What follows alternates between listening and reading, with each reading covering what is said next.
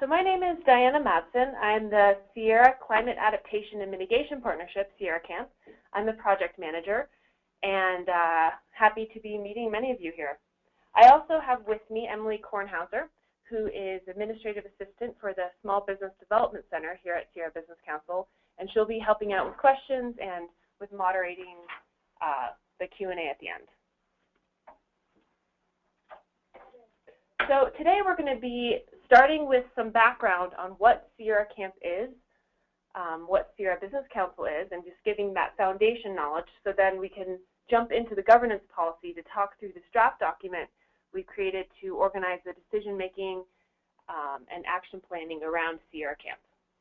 And then finally we'll end for a good chunk of time for Q&A. So we definitely welcome your questions, and this is an opportunity to share this model, and we really, really want your feedback. So please don't hesitate to ask any questions and as we go. So Sierra Camp is a project of Sierra Business Council. Sierra Business Council is the fiscal sponsor.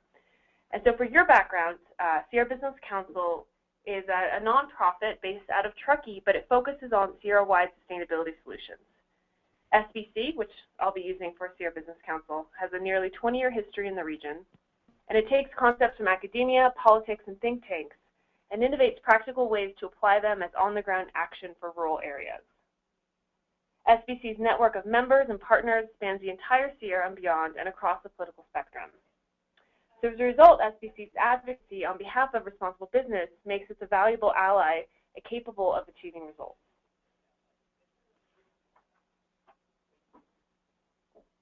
So I'll be going into much more detail around what Sierra Camp is throughout the webinar. But to start, Sierra Camp, which is the acronym for the Sierra Climate Adaptation and Mitigation Partnership, just got off the ground in late 2014. So it's brand new, and you guys are here at the very beginning and able to shape this. Oh, you know what? Sorry, I'm going to go back a few slides.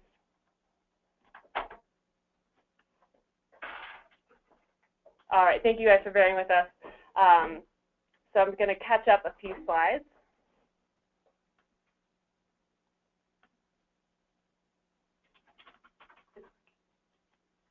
Great.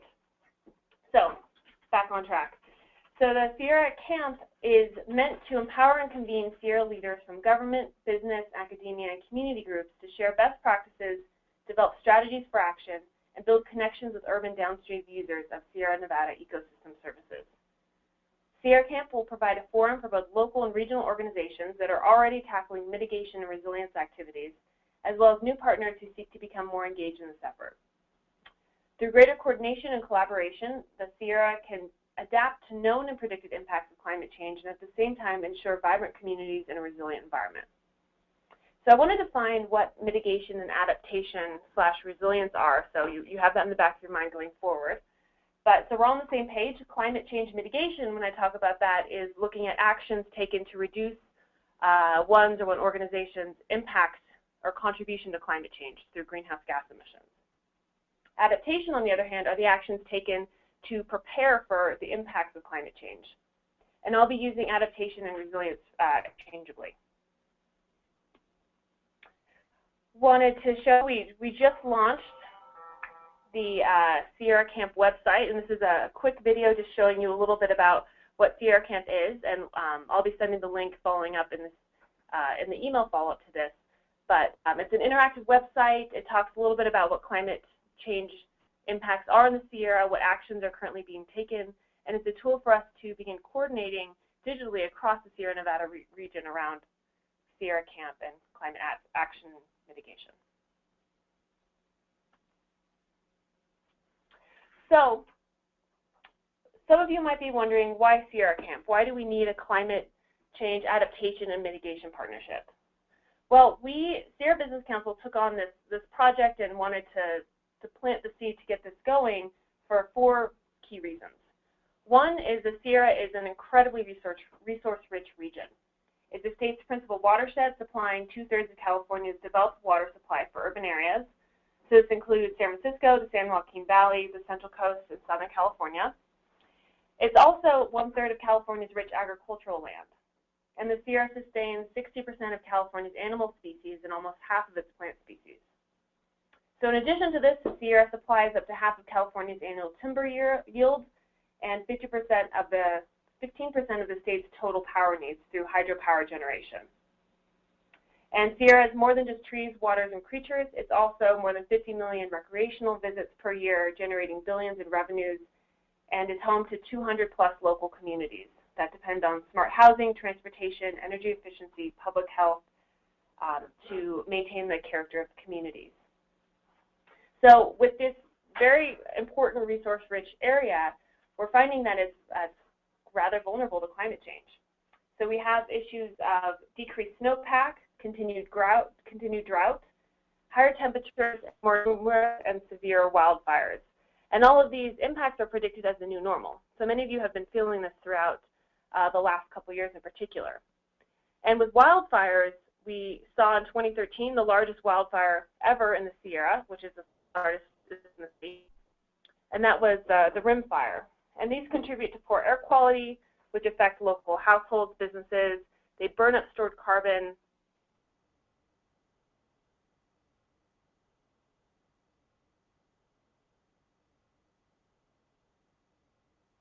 In addition to these impacts, we also have health and economic impacts of wildfires.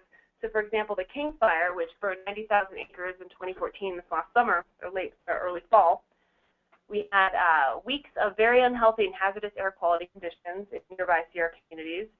And we also had extreme economic impacts, with firefighting costs toppling $5 million a day, and renowned tourist festivals like the Ironman Triathlon were canceled due to excessive smoke. And so thinking about this research-rich region, it's a mouthful, the vulnerability to climate change that we're seeing in the Sierra, and then looking at that in the context of statewide climate policy in California. So in 2006, California set a visionary goal of reduction of greenhouse gas emissions to reduce harm to people, human and natural communities. And that set commitments to reductions of 80% below 1990 levels by 2050. And we also had on Monday, if any of you heard Governor Brown's State of the State / inauguration speech, he also made commitments over the next 50 years to have 50% of the state's energy come from renewable sources, a reduction of 50% of vehicles using petroleum, and double the efficiency in buildings. So this big stuff is happening in the state, and we want to catch up to Sierra and make Sierra very relevant in those conversations as the state's looking to invest in climate solutions. And lastly, SBC started the Sierra Camp program to look at connections with urban downstream areas. So the Sierra communities need to do everything they can to engage urban metropolitan communities rely on the Sierra's resources. And these urban areas are all the areas with the population, the political capital, and access to funding. So if we can build these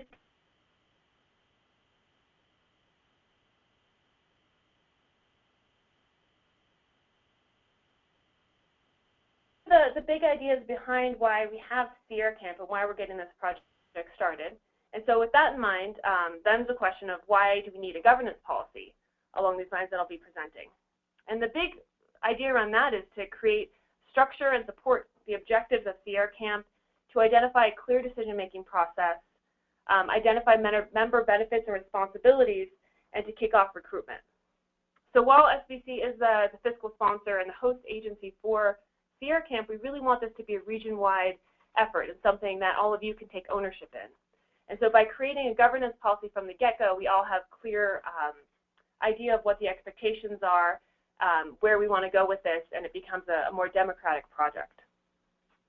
And I want to flag that a lot of the language in the governance policy that I'll be going through is boilerplate language that is modeled off of other existing collaboratives in California and elsewhere.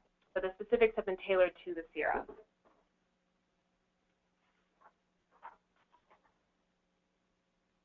We have the comment period for the governance policy will be over the next 2 weeks, and so you're welcome to ask questions throughout this, and we'll be noting those and integrating them as appropriate into the governance policy draft. But you're also, I invite you to send me any emails or comments by January 21st, and then we'll integrate those comments and finalize it in mid to late February of this year, ideally around February 17th. The idea, the finalization is pending the creation of the population figure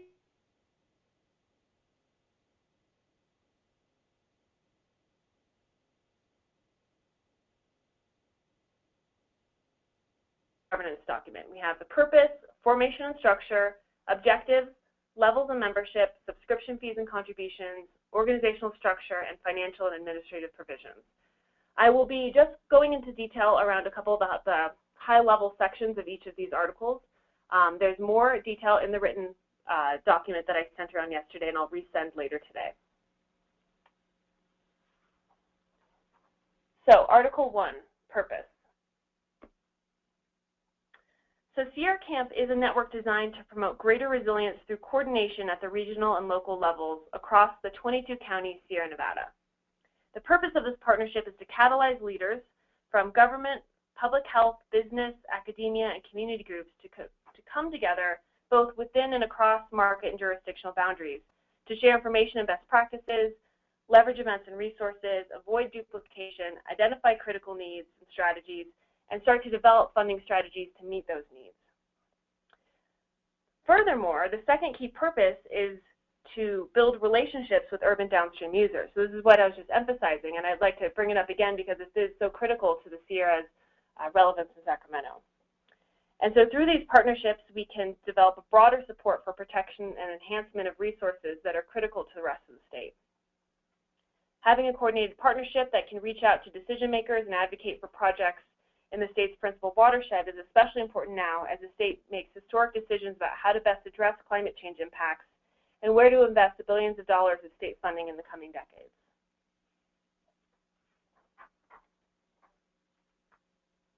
So formation and structure. Sierra Camp is not about regional governance. Instead, it works as a cooperative network to benefit its members' organizations. For ease of formation and administration and to maintain flexibility, Sierra Camp is structured as an unincorporated membership association made up of entities representing regional interests that are involved in policy and decision-making related to climate change or influence how the region responds to climate change.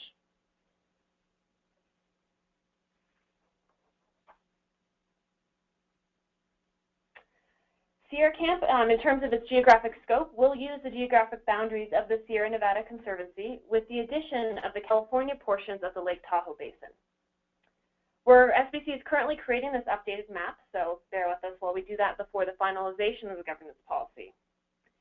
And down the road, Sierra Camp may take on bi-state issues and potentially alter its geographic scope to include portions of the state of Nevada as it aligns with Sierra Camp's institutional capacity. And in some cases, we do have overlapping jurisdictions and boundaries with other collaboratives and other efforts, and Sierra Camp is committed to working closely and cooperatively with adjacent or these overlapping regions, resources, collaboratives, and interests.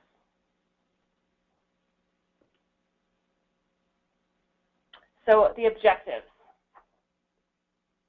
So the first objective is to convene local and regional organizations interested in tackling climate change, resiliency, and mitigation efforts. So through that would be to develop a common understanding of regional vulnerabilities and current strategies to address climate impacts. 2, to share information and best practices about addressing climate change adaptation and mitigation within the Sierra as well as across the state and nation. And 3 is to review and synthesize local climate action plans and shovel-ready projects and identify a set of actions. So in here, this is looking at not reinventing the wheel, not creating yet another climate action plan where there are redundancies, but rather bring them together and start to synthesize them. So we're working together as the full Sierra region. And the second objective is to provide a stronger voice for the Sierra at the state level to influence policy, regulatory, and funding decisions. So this would be through increasing the region's ability to identify and obtain resources to support regional priorities, strategies, and information needs. 2, to connect climate risk communication, education, and outreach efforts to increase public and policymaker understanding of the causes and consequences of climate change in the Sierra and its relevance to California. And 3, to engage urban downstream users of Sierra ecosystem services and build these urban-rural connections and supportive actions to minimize the climate impacts on these critical statewide resources in the Sierra. So levels of membership. And actually, before I jump in there, I just want to check to see if we have any questions so far. If you have any, please feel free again to enter them into the question function of the GoToWebinar panel. Or if you want to raise your hand by that little raise hand icon in your GoToWebinar window, we can unmute you. So then I'm going to go back to levels of membership, and this gets into a little bit more of the nitty-gritty of the governance policy. So but first, the benefits of membership are, 1, to be a part of a Sierra-wide voice for California resource and funding support. 2, to build connections with urban downstream users of Sierra ecosystem services. 3, to participate in a best practice exchange for climate mitigation and adaptation strategies. 4, to showcase climate-related plans, policies, and programs through the Sierra Camp website and its other marketing efforts. And also to have eligibility to serve on the steering committee, to use the Sierra Camp brand on your website and materials, and to participate in networking forums with other members. Eligibility to Sierra Camp is pretty flexible. Essentially, it's any legal entity representing a regional interest in climate mitigation and adaptation will be eligible and shall become a member upon paying annual dues in the amounts described in the next section. And admittance to Sierra Camp may take place throughout the year, and we do ask that you sign a membership agreement which will be derived based on this governance policy. And once an organization becomes a member, they will designate representatives, both a main and an alternate, for the purposes of being the key contact for Sierra Camp.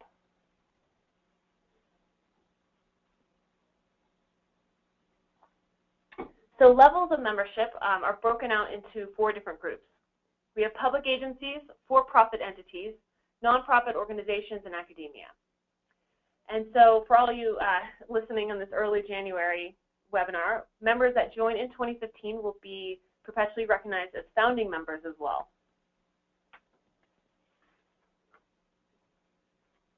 So then subscription fees and contributions. And this is a section that we're very much interested in hearing your feedback on this, because this is where we break out the subscription fees to support camp's efforts. So they are as follows, and you can see they're designed based on the type of organization and the size of the organization as well. And these numbers have been based on Sierra Camp's peer collaboratives and those membership fees, but they're adjusted to reflect the cost of Sierra living, so there's a little bit less. And in a moment, I'll go into the urban areas and the peer collaboratives we're talking about. But for now, these are based on those. And we're interested in your ideas, especially at this point, if you think this is something that's doable for your organization or something that would be limiting to your ability to join. And we also, you'll see that there's a payment cost for subscription fees as well as in-kind support. So in-kind support is monetized. And in-kind support could include full-time equivalent staff time, approved projects with deliverables, technical assistance, research data, use of facilities, etc. And the steering committee would determine and approve the in-kind support. So then moving on to organizational structure. So the affairs of Sierra Camp will be managed by the steering committee, which will provide strategic direction and general oversight for Sierra Camp using a modified consensus decision-making process of consensus -2. The steering committee will be responsible for a number of aspects of Sierra Camp, including ensuring the financial health, ensuring that the purpose and objectives are observed for Sierra Camp, to define and enumerate the overall work plan, to sign on behalf of Sierra Camp documents, and to create ad hoc committees, etc. So the steering committee could also have SBC staff accomplish any of the above mentioned activities per agreement with SBC, depending on the project. The steering committee will be no fewer than 11 members and no more than 20. And the composition will be based on this model right here to make sure that we're representing the various industries and sectors of the Sierra, and also with a special emphasis on geographic diversity across the Sierra. Each organization that is a member of the steering committee will designate a representative and an alternate to serve as the member's voice and vote on that steering committee. Representatives to the steering committee are encouraged to be present at each of the Sierra meeting, or each of the steering committee meetings. And prior to the establishment of the steering committee, so essentially right now when we don't have the full steering committee up and running to be able to vote on the different aspects, SBC will be soliciting the initial 11 founding steering committee based on a criteria of early engagement, so those of you who are around right now providing feedback on the governance policy, et cetera, and also looking at geographic and industry diversity.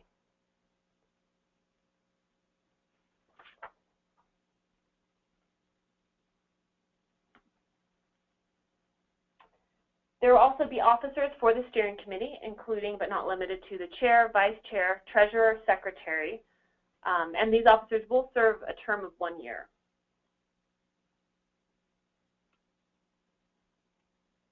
And the steering committee will meet monthly or on an as-needed basis. The meetings will be approximately 1 to 2 hours and will take place in person or over the phone. Every meeting will have an agenda circulated to members in advance, and discussion items may be introduced by any member of Sierra Camp during the steering committee meetings. The meetings of the steering committee will be open to all Sierra Camp members and invited guests, unless a particular meeting is designated a closed meeting. And steering committee meetings are not open to the general public, but we will have general public Sierra Camp meetings.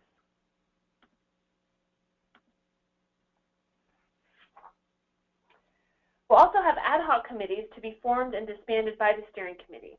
And these may be created in order to make recommendations, pursue programmatic objectives, and pilot projects. And the members of these steering committees could be either Sierra Camp members or as well as non-members.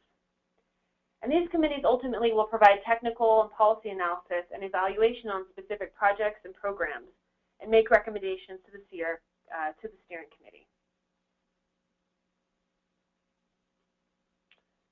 So the general meetings, which will be Sierra Camp-wide and open to the entire public, will happen twice a year. And the meetings, the agendas will be circulated in advance, and the public could also bring issues to Sierra Camp in these situations. And the emphasis of these general meetings will be informational. Ideally, these general meetings would be taking place in person, depending on capacity, whereas the steering committee meetings could be taking place remotely or in person.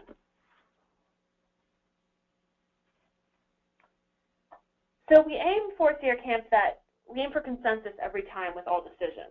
But in the case where consensus isn't possible, both the steering committee and Sierra Camp as a whole will use a modified consensus model of consensus -2. This will be used for all decisions and actions taken on behalf of Sierra Camp. This process aims to encourage early articulation of concerns, which maximizes the chance of understanding and accommodating the views of all parties. There must be a quorum of 50% plus 1 attendance for this decision-making process to be valid. And we will allow email voting. An email vote cast in advance of the meeting shall count towards a quorum.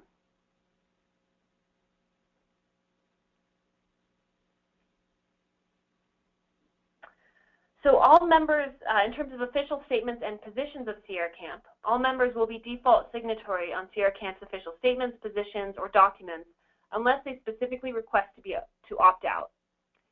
So while there is an opt-out policy, we also definitely recognize that not all Sierra Camp positions align with every organization's own policies. And so members are not required to sign on to official statements prepared by Sierra Camp, and we just ask that they're identified in advance.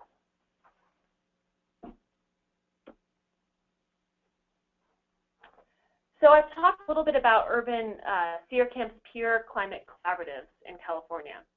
And so Sierra Camp is a member of ARCA. This is the Alliance of Regional Collaboratives for Climate Adaptation. That is a network of collaboratives from across California, including not just Sierra Camp, but also Sacramento, the San Francisco Bay Area, Los Angeles, and San Diego. And this is an existing, several years old, ARCA has been created as a way to share information across peer member regional collaboratives and to amplify and solidify both individual collaborative efforts, but also to give a stronger voice to collective efforts at the state and federal levels. So as a result, ARCA bolsters the efforts of member regional collaboratives. Sierra Camp was invited to join ARCA this last fall in October, and were officially voted in December of 2014. And this will be a very incredibly useful tool for building these urban connections and urban relationships, as there are quarterly meetings and way to have a formal conversation. As Sierra Camp's fiscal agent and host, SBC will function as Sierra Camp's team lead for ARCA. Additionally, the steering committee chair and 2 other Sierra Camp members will serve on the Sierra Camp ARCA team.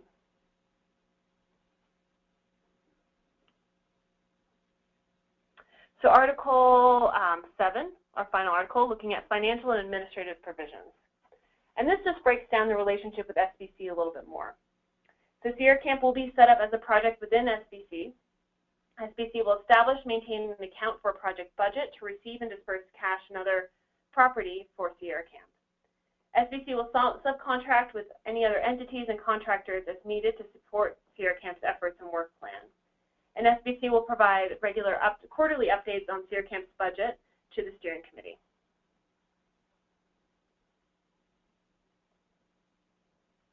So that wraps up the high-level overview of the key provisions of the governance policy. And now I'd like to open this up to questions and have a conversation and hear your feedback and thoughts and anything we want to change, because this is our chance to really design this to be a document that will serve well into the future. So if you have any questions, please enter them into the question box, or if you want to raise your hand, we can unmute you.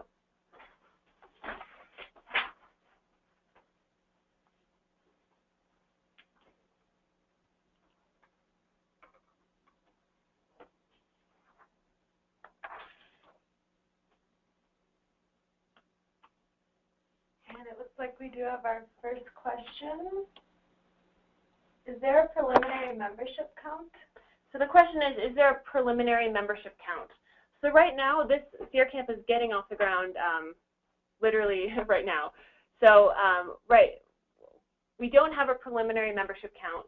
The steering committee organizations, or the members serving on the steering committee, will also be members of Sierra Camp. And so that is a figure of starting with 11 steering committee members in order to have voting process and to really get Sierra Camp off the ground in that sense. So I think the answer would be focusing on the 11 organizations that also serve on the steering committee.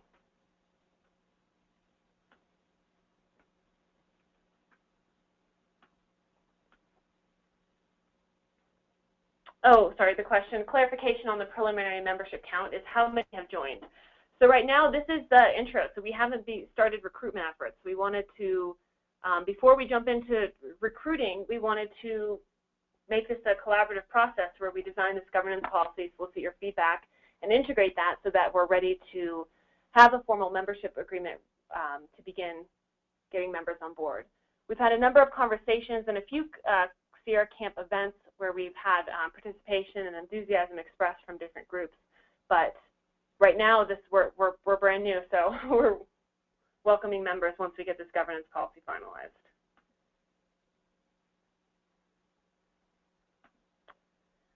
So another question is, are you going to seek steering committee representation from each region of the Sierra? That's a great question, and we will have definitely have a strong emphasis on geographic diversity in the steering committee representation. So that's something that we haven't enumerated in the way that we broke out the different industries and sectors, but that is an important aspect, and that's part of the criteria we're looking at for connecting with these initial 11 organizations to be part of the steering committee.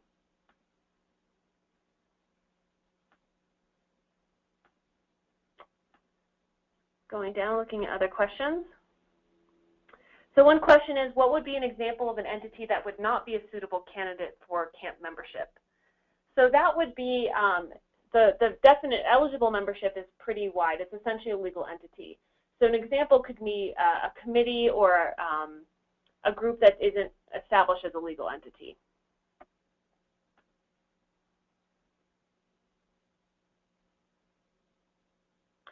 So another question we have is from John Kessler of the Northern California Society of American Foresters. And he asks, my organization is a professional society emphasizing education and scientific research in the forestry field. How would you foresee a group such as this participating in your organization? I think this would be an excellent example of a group that could provide very valuable feedback and be a part of Sierra Camp. This would probably fall in, I think, depending on the organizational status, into the nonprofit section, I imagine, and that would be an opportunity to either participate as a steering committee and help with decision making, or act as a member contributing to the different conversations and influencing the steering committee.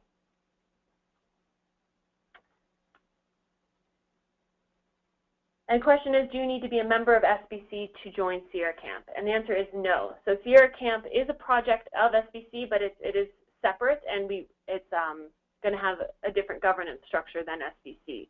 So any legal entity in the Sierra Nevada that's interested in climate change and issues or adapting to climate change is welcome to join Sierra Camp.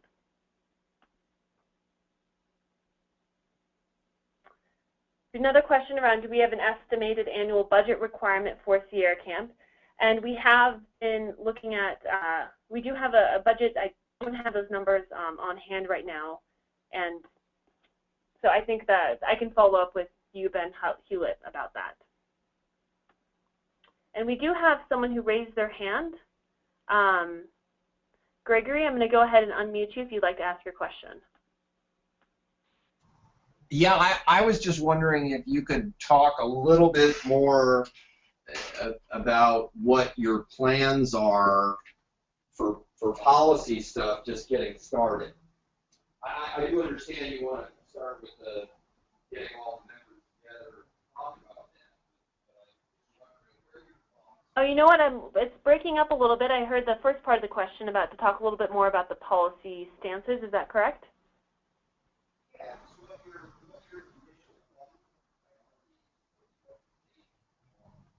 You know what? We're having a hard time with the audio, Gregory. If you want to enter it into the question box, or it looks like you are on the internet audio rather than the phone.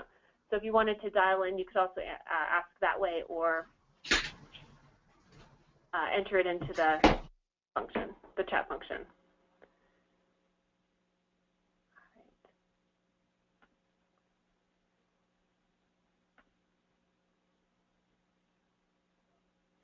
All right, so another question we had is to go over again how the fees were developed.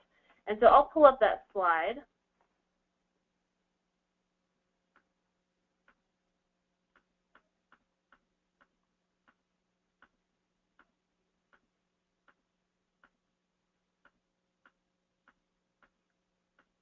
Okay, here we go.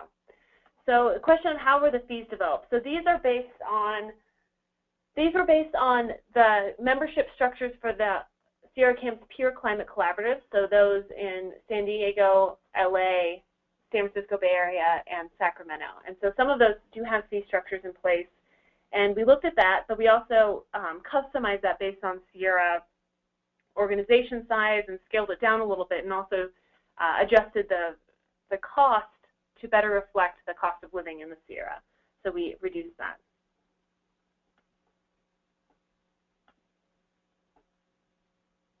And then another question we have is, will there be regional subcommittees where individuals can participate? And so that's a great question. That's something that could potentially be formed through an ad hoc committee or something like that. Essentially, the answer is we don't know right now. And so if that is something that would be of interest to Sierra Camp members, we could definitely create something along those lines. Another question is, where do you see the bulk of funding coming from? So we're looking at a diversity of funding options. So for right now, to get off the ground, Sierra Camp's received funding support from PG&E for the climate mitigation aspect of Sierra Camp. We've also received a grant from the Sierra Health Foundation around the public health aspects of this, and from the Resource Legacy Fund. And so those are the initial seed funding grants, and we'll be expanding from there. And a portion of the funding will come from membership subscription fees, though we also seek to balance that out with grant support as well.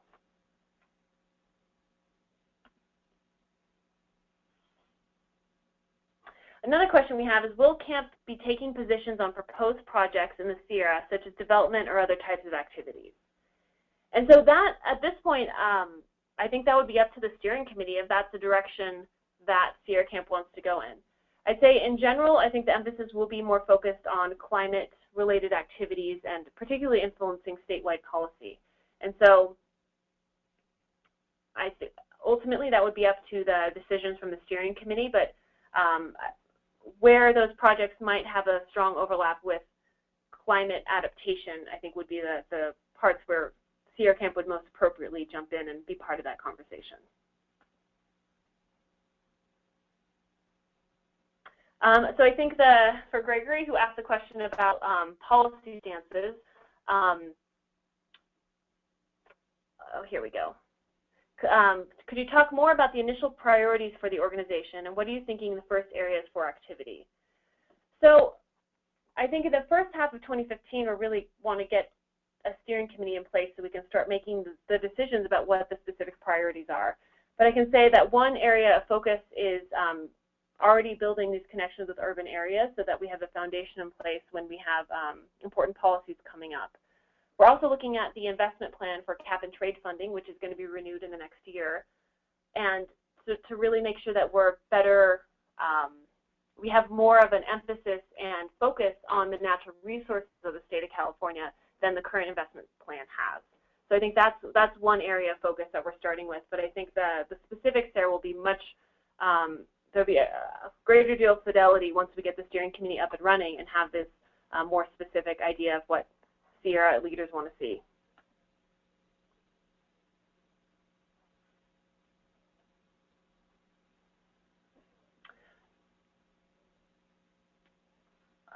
Sorry, looking down for the next question. Another question on, given the large geographic area Camp will embrace, how will the 3 local government reps be selected?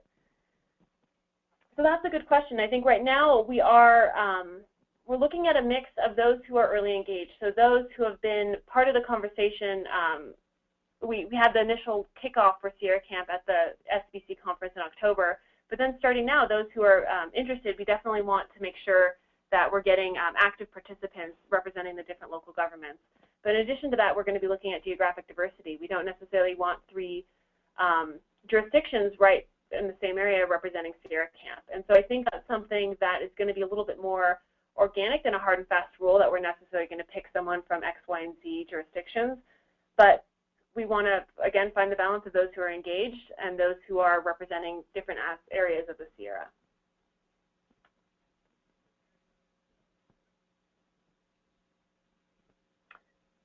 Another question is, will steering committee time be considered as in-kind membership fee? And I think that would, so it's kind of a chicken and egg, but the steering committee would ultimately determine what is acceptable as an in-kind membership, but in staff time and hours. So if an organization is devoting a certain amount of hours per month to Sierra Camp through steering committee participation, I think that's something that could very well and reasonably be considered part of the in-kind membership fee.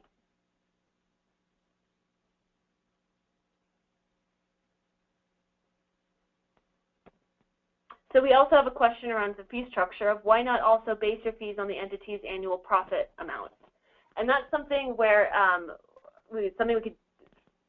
think we're definitely open to. Right now, the fee structure was just based on the existing models used at the different collaboratives. And so if it's something where you think we should be also integrating annual profit amount, particularly for obviously for the for-profit entities, that would make a great deal of sense.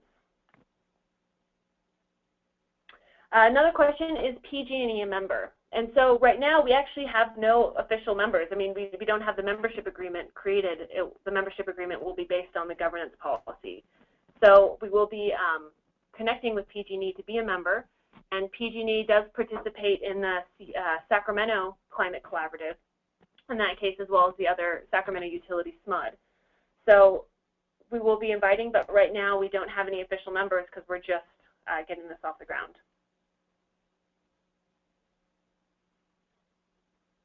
Next question is, what kind of interest and involvement are we seeing so far, and who is participating? So at this state, SBC has been working behind the scenes to get the foundations and to get a there essentially with Sierra Camp so that we can begin soliciting specific membership requests and support. And so right now the involvement has been through our handful of outreach events and webinars, and this is the first big ask we've had for the Sierra community of please read this document and please provide comments so we can make sure it's something that will last for a long time. We've seen during October we had Sierra Camp was invited to attend the Sustainable Communities Leadership Academy in Washington, D.C., which was a 3-day event of 12 collaboratives around the country to come together and share best practices around this new model of climate collaboratives. And so Sierra Camp was there along with the 4 other collaboratives in California. And part of the Sierra Camp team was a representative from Placer County, from the Sierra Institute for Communities and the Environment, from the Sierra Nevada Conservancy, and from Sierra Business Council. So that's one aspect of participation we've seen. But I think, again, right now is the big ask, so we'll have a better sense at the end of this comment period what the level of involvement at this early stage is. Another question we have is, when do we plan to start educational outreach regarding mission and membership to local governments and other potential members? And so the idea, period slide.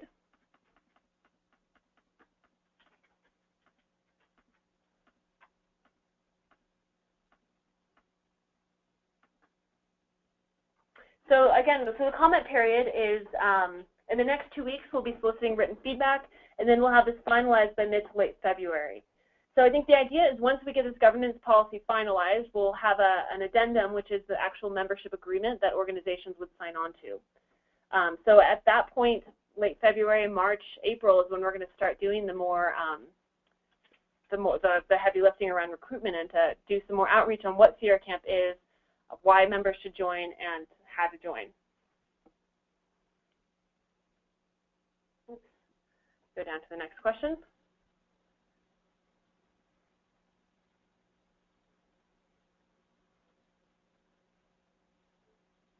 Oh, another question around membership fees that I forgot to mention early on is that we would structure the membership fees so that in the first year of membership there would not be fees collected. And so the idea around this is so that organizations can have a chance, can join Sierra Camp, for example, say an organization joined in March, they would not owe dues until 2016. And this would give them a chance to actually build in the subscription fee and the membership fee into the actual budget of their organization. And so we want to make sure that organizations are ready to jump in when the interest is there. And so again, first year of membership would not be, dues would not be required until the following calendar year.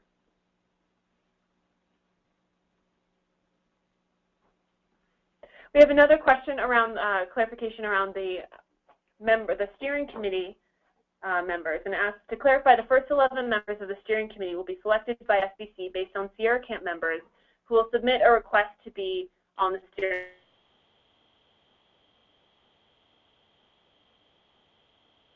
First 11 members of the steering committee will be, it's something that we welcome your feedback, but I think the idea was to, again, to make it a little bit more organic. So we have the composition of the steering committee, and so we want to make sure we're getting industry and sectoral diversity, and we're also very concerned about getting geographic diversity across the Sierra.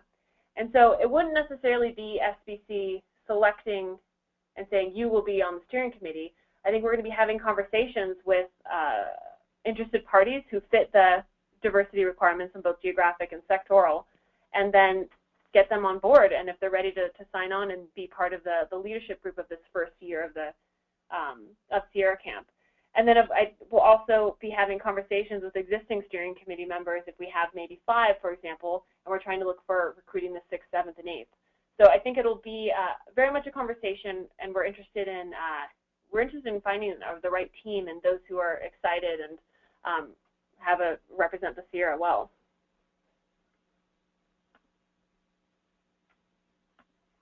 We have another question about examples of what ARCA alliances can do. So ARCA, again, is the the collaborative of collaboratives. So it's the organization or the association of the different collaboratives throughout California. And I don't have any of those examples off the top of my head. I know there's been, well, actually, a couple that just came to mind as I said that. There's been a lot of organization and coordination between ARCA and and California's OPR. And so actually providing feedback on climate policy in advance of public comment has been one example. And I don't have those specific policies in mind, but I know that there's emphasis on the policy angle. So rather than the Sierra independently approaching a policy comment later on, there would be an opportunity through ARCA to work with the other urban collaboratives to shape that policy and to provide feedback in the very early stages of the drafting of the policy. Another question is, will the slides be available to webinar participants? Yes, so following this, I'll be sending out the slides as well as another copy of the governance policy document for you to look at again and provide any written feedback to me over email. And then also be providing a recording of this.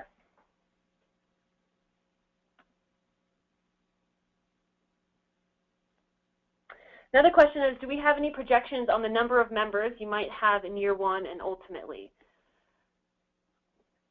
And I don't have any specific projections right now. I think we are interested in year one. We'd like to,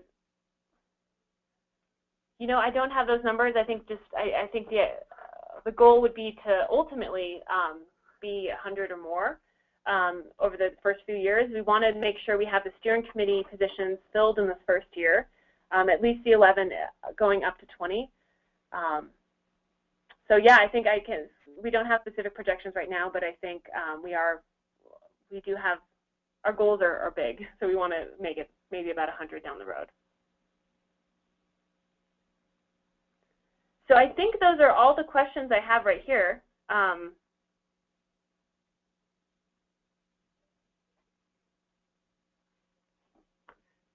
Do we have any other questions you want to plug in? Oh, and one other thing I would like to mention is that one way to quantify the interest so far is that in the in-person kickoff meeting for Sierra Camp, we had over 50 people in the room interested in Sierra Camp. We also had in December, a cap and trade webinar, and we had nearly 90 registrants who are interested in learning about Sierra Camp and cap and trade funding as it relates to the Sierra. And for this webinar in particular, the governance policy, looking at that aspect of it, we had about 60 registrants. So that gives you some sense of what the interest has been thus far.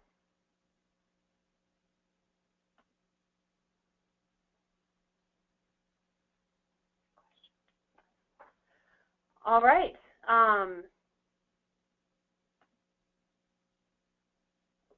I think that's about it for now. Well, thank you everybody for participating. Thank you for this comments. We'll be documenting all the questions asked and making sure to incorporate them into the governance policy as appropriate. You'll be sending out this materials. Please feel free to send me an email with any comments you have, and this can be just a casual email correspondence on comments or feedback you have. We're interested in your thoughts on every aspect of the governance policy, but particularly the fee structure and what your thoughts are there. We want to find the balance of making sure that Sierra Camp is something that has a membership base and is financially supported, as this seems to be the most successful model across California for these types of, for a collaborative of this sort. But we also want to make sure it's not prohibitive for organizations. So again, thank you very much for your participation, and have a great rest of your day. Thank you. Bye-bye.